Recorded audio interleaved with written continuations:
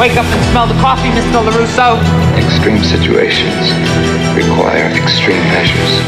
Yes, probably about it.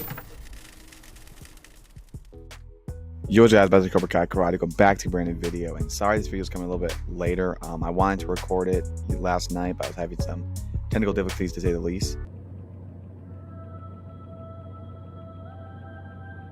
But we are here, and we're here to talk about Daredevil Reborn again. The first 2 episodes premiered on Disney+.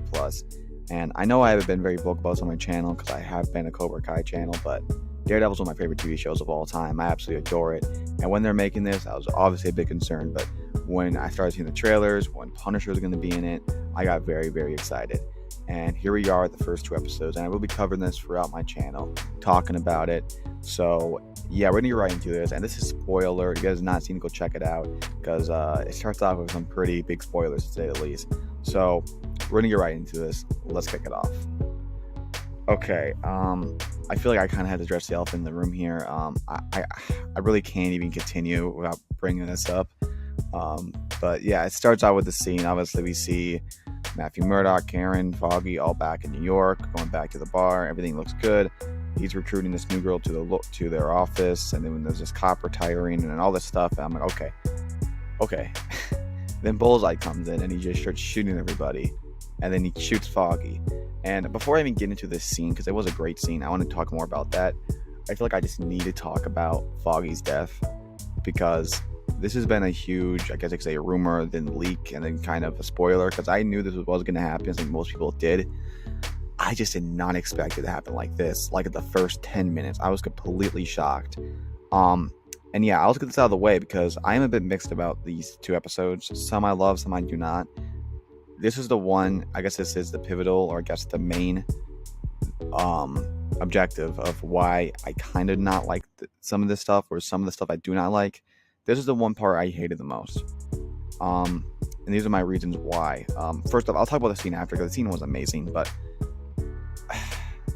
it's been how long? 7 years since he had his own show, since we saw Foggy and Karen.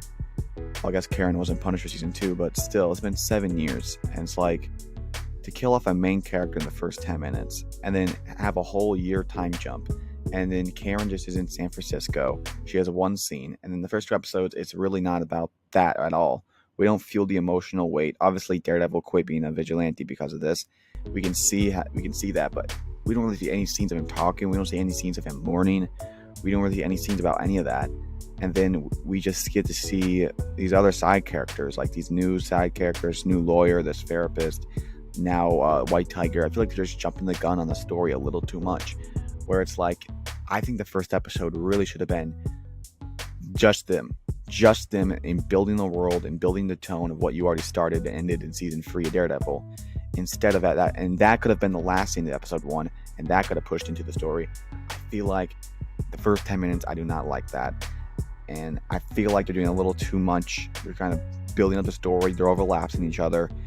That's my main issue with the first 2 episodes. I feel like they're not maintaining the tone. They're rushing a bit of the stories, and they're kind of bringing in these new characters and new stories instead of maintaining the ones that we love and know, which I'm sure Karen and these other and Foggy's definitely get brought back in the story somehow. But I feel like it just was not done well. But onto the fight scene overall, it was a fantastic scene. First off, it was very tense, very shocking. And then you get to see him get his Daredevil suit on. We get this amazing 5-minute one-shot. Obviously, they cut it in between it, but that's what it looked like, which is, always love the one-shots. And the cinematography they did was amazing. The fight scenes were amazing. And then you get to the top, where they're on top of the roof, they're going back down. You hear Matthew Murdock hearing the heart beating, then it stops. It was just a fantastic scene, fantastic acting, fantastic music score, fantastic cinematography. It was a great scene that I loved. And then, yeah, obviously the cop finds out that Matthew Murdock is Daredevil. Then there's a 1-year time jump. I know I'm not necessarily opposed to a year time jump, but I feel like when you have this new guy, this new retired cop, know that he's Daredevil now, it's a pretty big deal. And then it's to a year time jump, and then now he's just like his butt buddy doing his work for him. We never really knew who this guy was. I feel like, okay. And then we get introduced this new character, this new girl at the lawyer, at his lawyer office. And she's like now like this comedic side character, which like, okay, I'm not opposed to new side characters. I feel like there's got to be more we got to be more fluid in the story. I feel like they're kind of forced in there, and they're not that interesting either way. They don't really have any. We don't really know anything about them yet or what their arcs are.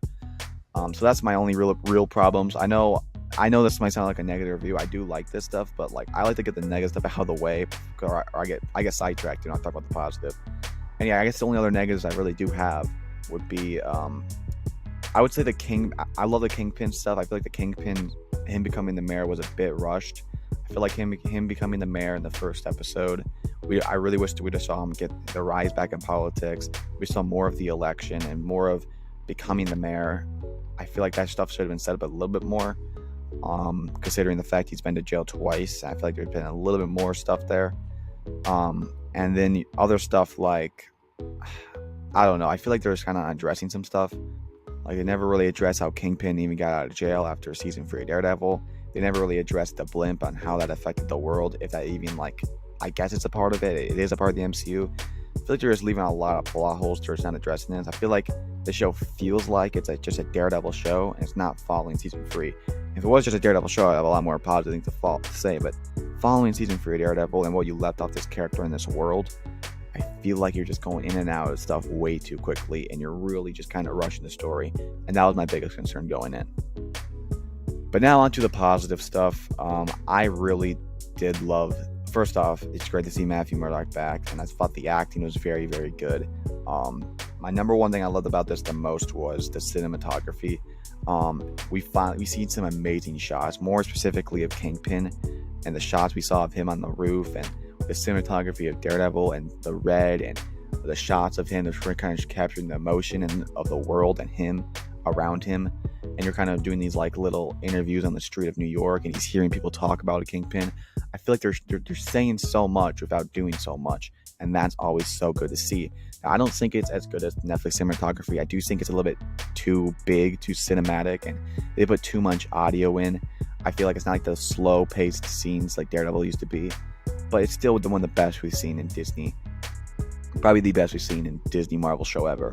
So I love they're appreciating the cinema and cinematography in the show. That was a big part of Daredevil. And I do love the Kingpin stuff. Although I do think it is a bit rushed, I do think it is very good. To see him maybe actually wanted to change, and I hope they actually go down that route where he actually does want to change, but he realizes he can't. It's good to see Vanessa back. She's always a great character, and now we can see him in therapy, which will be interesting. And yeah, I feel like that stuff is really cool. And seeing him as a mayor, having that much power, is also a very cool thing also. So I'm really excited to see all that. And it was cool to see Tony Soprano's kid, the actor of Tony Soprano, James Gandolfini's kid, in the show. He's playing as one of, I guess you could say, one of maybe a henchman to Kingpin. I guess he hasn't really broke bad yet, but I always loved him as an actor. He does some great movies. Really underrated. So it's good to see him in here. He actually played Soprano inside the prequel movie, which is pretty awful, but he was good in it. So it's cool to see him in there. And yeah, I guess the music score is amazing. I thought the intro was awesome. Not as good as the original, obviously, but yeah, something's just missing a bit for me. It just doesn't feel like the original Daredevil. I know it's a new show, but I feel like you gotta pay homage to that instead of just killing it for an excuse to get him to that area where you don't even really explore his emotions that much. I feel like they're just jumping the gun a little too much. I do think when I do think they're setting up the story. I think this episode, instead of setting the tone and the characters, I think they just wanted to set up the story, which I don't like that if it's a 7-year span between the show and characters. But I do understand that, and I do think later in the season when Punisher comes in and we get to see more of Karen and more of Kingpin Breaking Bad and whatever the White Tiger can bring to the story, I do think that the tone and the theme and the characters and the arcs will start getting better. So I still have a lot of good faith for this, but right now I wouldn't say disappointing is the right word, but I also would not say that I'm not disappointed. I'm kind of in that gray area where I had such high expectations for this, of it being as great as Daredevil, and now it's just not there. But at the same time, it's one of the best things we've seen from MCU Disney show ever. If this was just an MCU show and I was nothing to do with that Daredevil show, I mean, I'd be, this is amazing. This is a lot better than whatever Disney or Marvel's been doing the last couple years. So yeah, that's kind of my review on it. I'm kind of leaning for the first episode around a 7.5 to 8 out of 10. Solid episode. I loved the theme setting and the opening. Then episode 2, more like that really wasn't enough. There was really just finding out the White Tiger stuff and kind of building him as a mayor. It really wasn't too much. I think it's more of like a 6.5 to around a 7. Overall, I think it's all right, and that's good, and that's good enough for me. I just didn't want them to butcher the character. They're kind of playing the safe game right now. But I want them to go all in. I want them to explore the characters, explore the depth. I want them to go all in the fight scenes, all in on the hardcore emotions, on the freaking Kingpin being a full-on Breaking Bad villain, where he just breaks bad into what he's supposed to be and goes full havoc. I want it to be what we saw from season 3: hardcore emotions, hardcore themes, amazing dialogue, amazing world setting, amazing villain setting, and also amazing climax, amazing conclusion. That's what I want from the show, and I hope they get there, because right now I think it's a bit of a rocky start, at least for that story. For just a solid Daredevil fun show, it's not a bad start, but for a story that I think me and a lot of fans are anticipating for, I just do not think it's there yet. So that's kind of my review on it. I'm still very excited for this. I'm going to watch it again today. Let me know what you guys thought about this in the comments down below. And yeah, Thursday night, so tomorrow night, I will be going live. We will talk about spoilers about Daredevil there. If you guys want to talk about there, you guys have not seen it, you guys can still tune in. We won't talk about it too long. It'll be like a little segment. We'll also talk about the Shrek 5 movie, and we'll also talk about the Oscars.